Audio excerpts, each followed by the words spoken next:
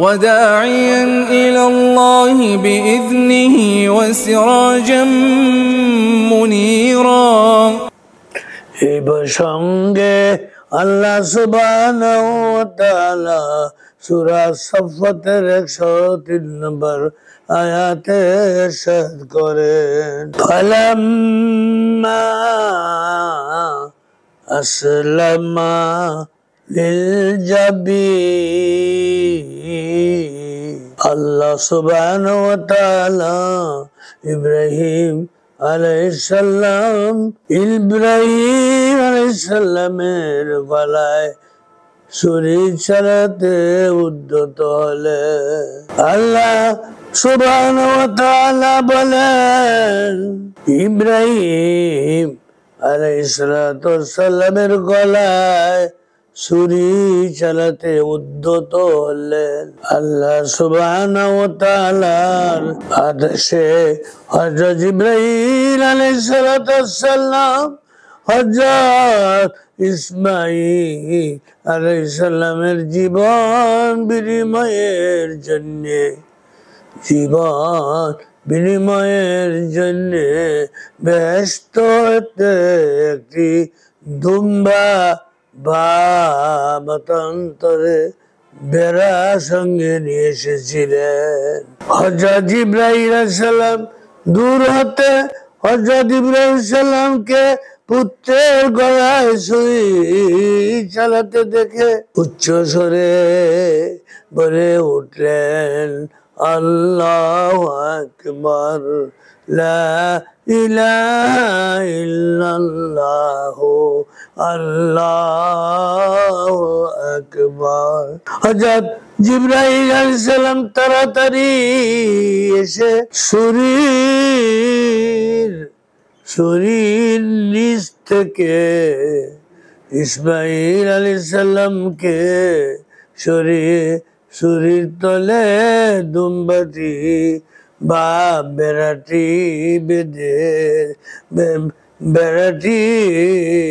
বেঁধে দিলেন। আল্লাহু আকবার।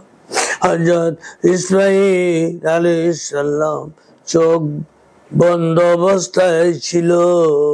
স্বপ্নে বলে উঠলেন হযরত ইব্রাহিম আলাইহিস সালাম চোখ বন্ধ অবস্থায় উচ্চ স্বরে বলে উঠলেন আল্লাহ সুবহানাহু ওয়া তাআলা আল্লাহু আকবার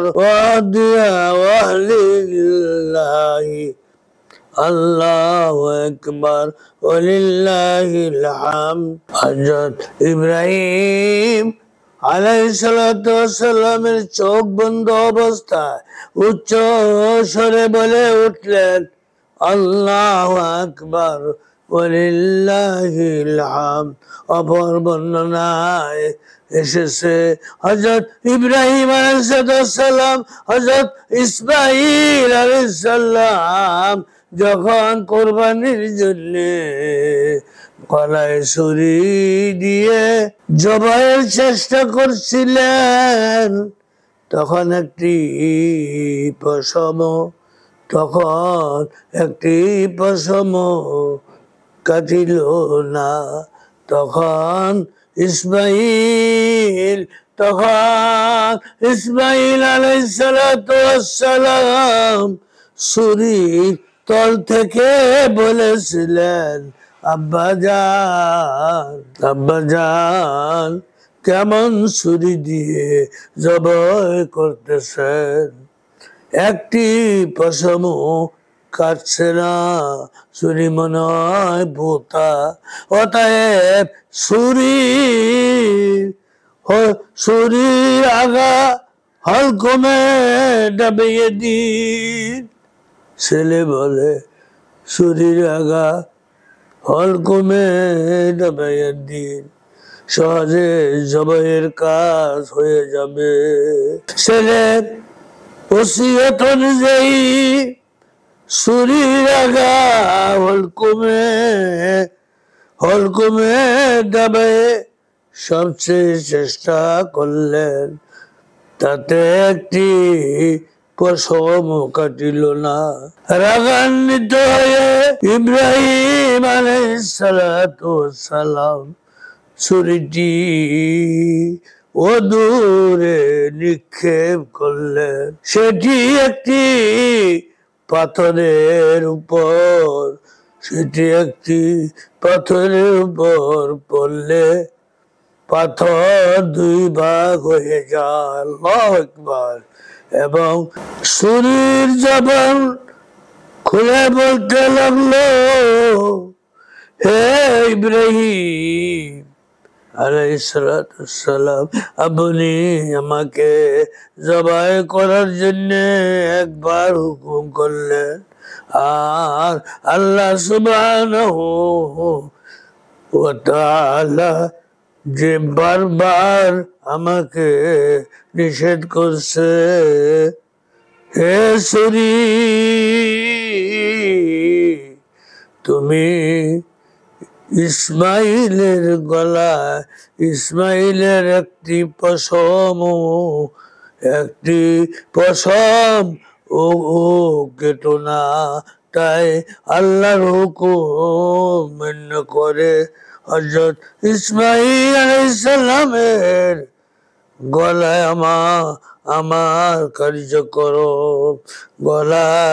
আমার কার্যক্রম বাস্তবায়ন করতে বিরত রয়েছি।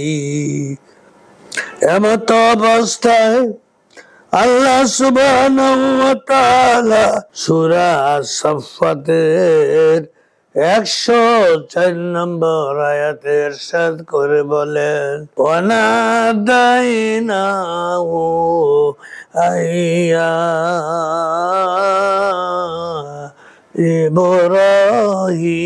ইব্রাহিম قد صدقت الرؤيا إنا كذلك نجزي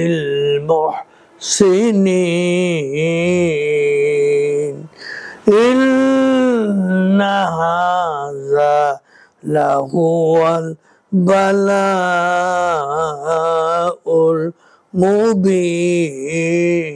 المبين وفديناه بذبح عظيم। আল্লাহ সুবহানাহু ওয়া তাআলা ইরশাদ করেন, তখন আমি তাকে ডেকে বললাম, হে ইব্রাহিম, তুমি তো স্বপ্নকে সত্যে পরিণত করেছো। আমি এইভাবেই সৎকর্মীদেরকে প্রতিদান দিয়ে থাকি। নিশ্চয়ই এটি এক সুস্পষ্ট পরীক্ষা ছিল। আমি তার পরিবর্তে দিলাম জব করার জন্য এক মহান জন্তু। ওয়াফাদাইনাহু বিযিফহিন আযীম। আমি তার পরিবর্তে দিলাম জবাই করার জন্য এক মহান জন্তু। সেই সময় হতেই তাকবীরে তাশরিক এবং স্বীয় জীবনের চেয়ে অধিক প্রিয় পুত্রের জীবনের পরিবর্তে একটি জীব কোরবানি করার আদেশ কিয়ামত পর্যন্ত প্রিয় নবী মুহাম্মদুর রাসূলুল্লাহ সাল্লাল্লাহু আলাইহি সাল্লামের উম্মতের উপর ওয়াজিব করা হয়েছে। আল্লাহু আকবার। সম্মানিত ভাই ও বোনেরা, অতি নিকট কোরবানি আসতেছে। এই কোরবানি করার মাসালাগুলি দেখে নিবে। মাসালা দেখে তারপর কুরবানি যদি সঠিকভাবে করতে পারেন তাহলে আল্লাহ সুবহানাহু ওয়া তাআলা আশা করে যে আমাদের কুরবানি কবুল করবে। এই বলে আমি আপনাদের থেকে বিদায় নিতে চাচ্ছি।